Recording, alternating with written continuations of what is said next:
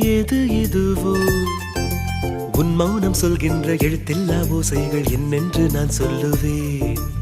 இது அதுவோ இது அதுவோ சொல்லாத சொல்லுக்கு இல்லாத வார்த்தைக்கு ஏதேது அர்த்தங்களே.